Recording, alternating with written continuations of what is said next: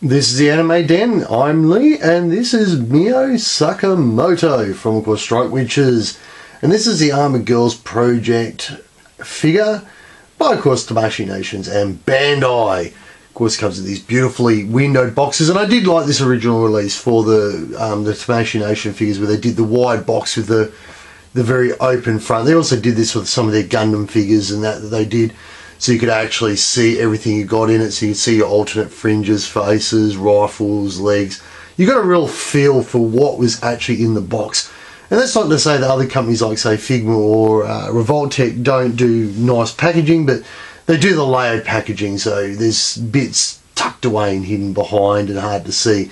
So of course we get this wonderful window there. We can see Mio Sakamoto on the front, and of course we get this nice production shot of the figure. So no artwork, just production photo, which again is a nice thing. And of course you get the Strike Witches logo and the holographic sticker that lets us know it's legit. And we come around the side, of course again we get a nice Mio Sakamoto picture. Again, it's just of the figure itself, and of course again the Strike Witches logo. Around the back, of course, we get a heap of production shots, as well as a photo of some of the other, Mio with other figures from the range. So, of course, then we also have our warnings and our obligatory copyright notices. On the side, it's, of course, like all of it's a chase from the front. The bottom is basically the chase from the front, and the top is just part of the windowed box. So the box itself is only a vessel to sell the item to you. And that being said, of course, we're not going to spend any more time on the box. We're going to peel this box open. We're going to get Mio out. So out with the trusty scissors.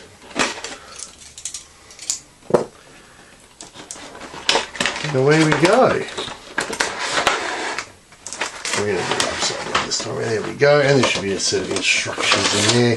The instructions are a single-sided sheet, which just gives you some very basic information on how to present the figure. So things like how to change the face, how to change, in this case, the hair, change the fringe, how to attach the legs, how to change the blades over, how to attach a tail, how to set the rifle, or how to set the sword, and how to set her up on the base. So nothing too fantastically. Most of it you can figure out yourself if you've played with any Figma, Revoltech or Tamashii Nation figure in the past. There's nothing terribly exciting in all of that. You should also get this wonderful themed base, and I'll give their bases credit for this release, is that the bases are actually individually set, so they are quite, where are we?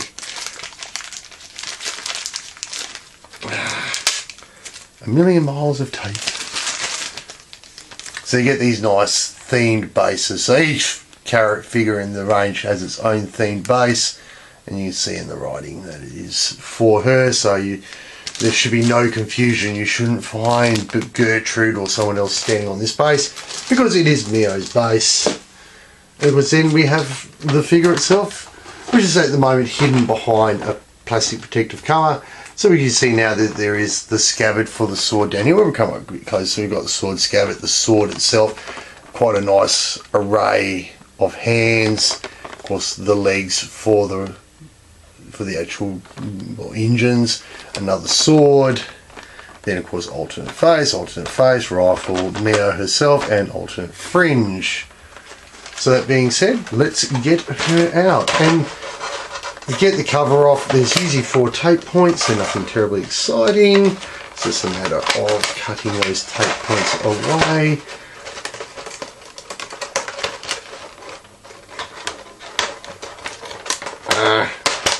And away we go. You can roll off.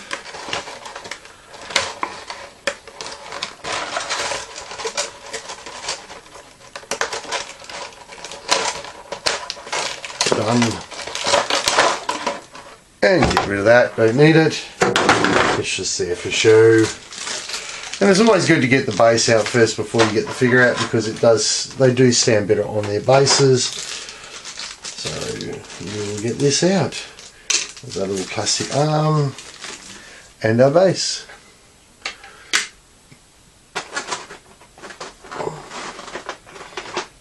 And our Mio. And let's have a quick look at Mio. So we've come up, have a bit of a quick look. See if we can get some better lighting on her. You see again the quality of the figure is very good. Tamashii Nations, like all things Japanese, are very good at what they do. You can see the nice lovely lapels on the side, the buttons on the, I'll get it back in the middle, buttons on the shirt. Even the pockets are there, and of course then the shoes. And they've all got bloomers on. If you want to see the stripy panty shot, well, not a stripy panty shot, but just a panty shot. And I do have to take her apart because it is a sleeve of plastic right there. And that just comes off, and then she just sockets back in. And it's just a blank socket, so nothing terribly exciting. Of course, there's nice little articulation on the piggy tail, and that's more to clear it so you can get to that point there, because that's where the stand goes. And on the bum itself, and that's part of the reason why the leg comes out, there is a point there for her tail when she is in her magic mode.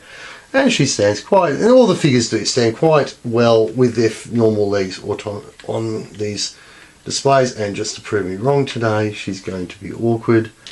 Well, there we go. Oh, come now. There we go, bent knees and all. Coming in a bit. Didn't really want to have to bend her knees, but hey, look, we get to stand straight up, a different pose.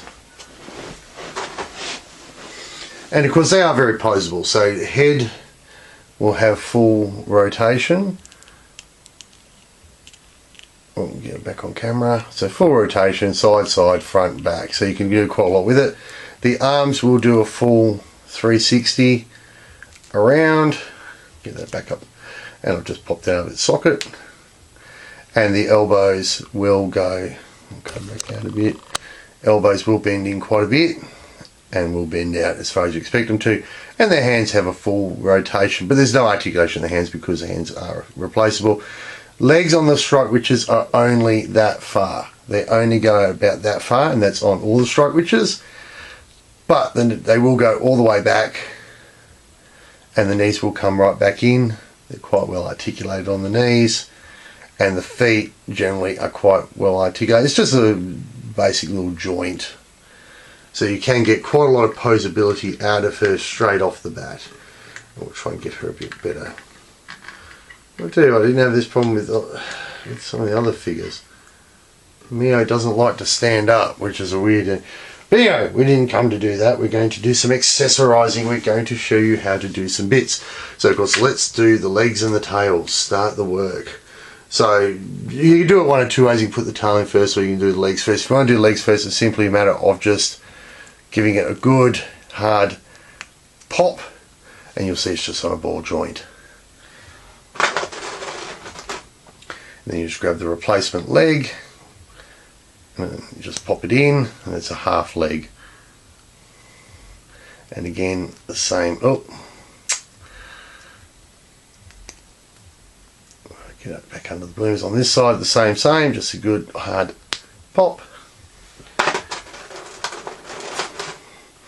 And again the same, just a matter of going and clicking it in and just getting it to sit neatly under the bloomers. We'll just put that up there while we fish the tail out. Because today the tail's not going to play ball. We'll just put that there for a moment while we do this part. So of course there's the tail, has a nice little socket joint there, and it just basically plugs in. This can be a little bit harder than it looks, but generally we can get it done fairly easily. And it just, it's going to be easy today. Done, easy. And then the tail, just plugs back in, and we have her tail sticking out. And the fringe shouldn't be too hard because she's only got a short fringe. It's just a matter of just giving it a pull. Fringe falls off.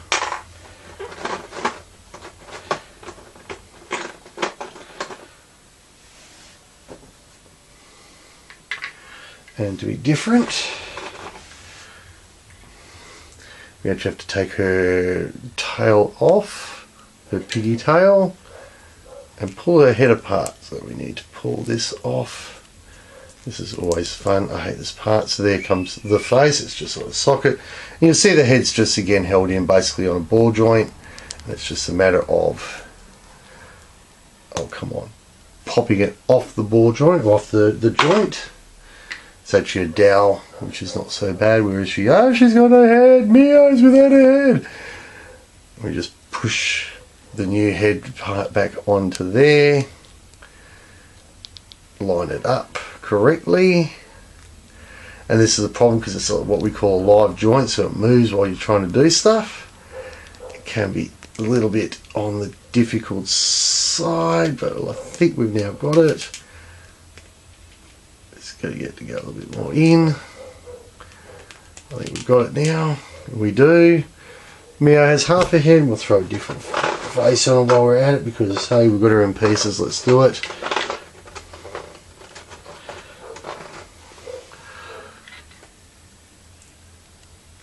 It's just a matter, again, it's on a tab, there's a little tab point in there, and you just tab it in. Leg fell off. It's a matter of putting her fringe back on, and you now have a different expression, Mio. And we just put a pigtail back in, which again is just on a ball joint, so it's just a nice little ball joint, and it just plugs in. Hopefully, possibly, get back up there so you can see what we're doing, and that's it, it's in, and we're going to put the leg back on. And again, and these just can pop off at times, they're a little painful at times, they don't always get in first time. And there we have, of course, Mio half transformed. Now we just need the motor legs.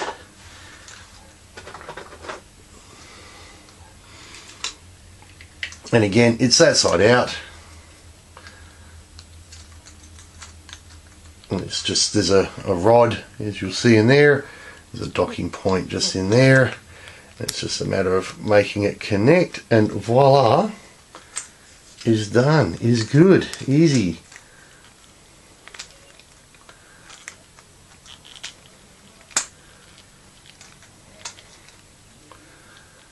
And then what we need to do really is put the stand up.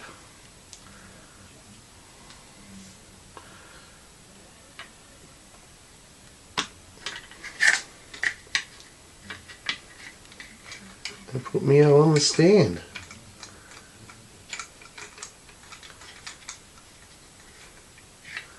And so that's Mio basically done from the assembly perspective. Now it's accessorizing, so you're adding things like a rifle, adding things like the swords and the scabbards,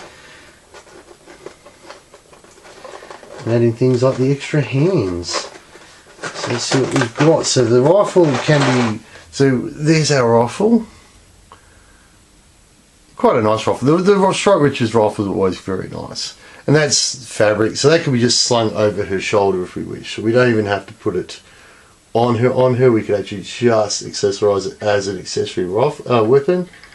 So we could literally just sling it over her shoulder, Rambo style. Probably need to go the opposite way though, because it's going to look weird otherwise.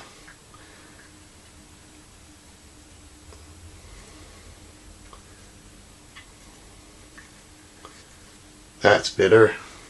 So we can sling a rifle over her shoulder.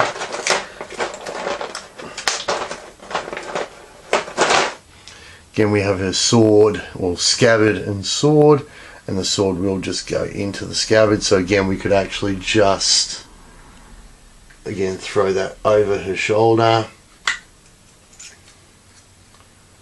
if we wanted to.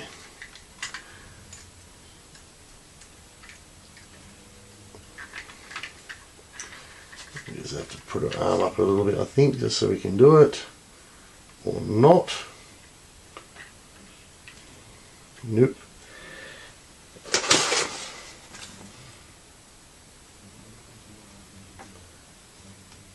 Yeah, okay.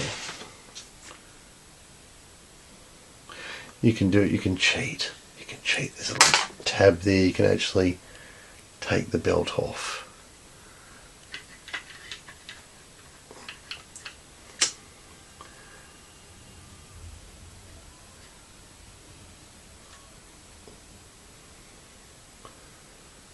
And thread it through.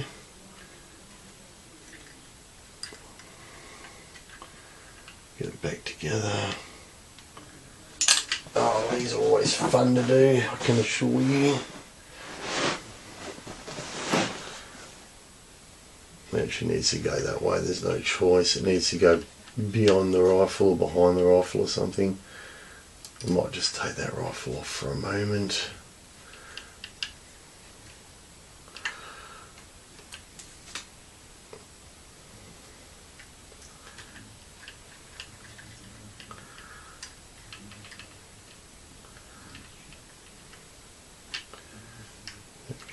Go that way.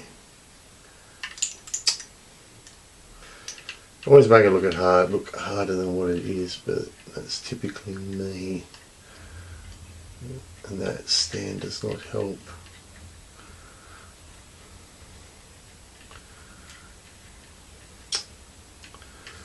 Come on. Where's that hole?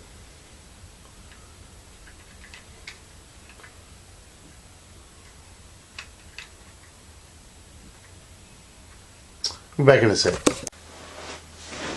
And we're back. We've got the sword fixed up. With the stand, it doesn't really sling right. It's supposed to sit across the back, but the stand makes it prohibitive. And while we're at it, we actually change the hands over. I don't always do it on camera because it's a bit of a pain, but we change the hands over so we can put the sword in our hands. And same on this side, we've changed the hand over so we put the gun in our hands. And of course, it creates that nice action theme. So again, with the action-based stand and so forth, we can create that nice look, that nice theme of Mio going into battle, hardened and ready.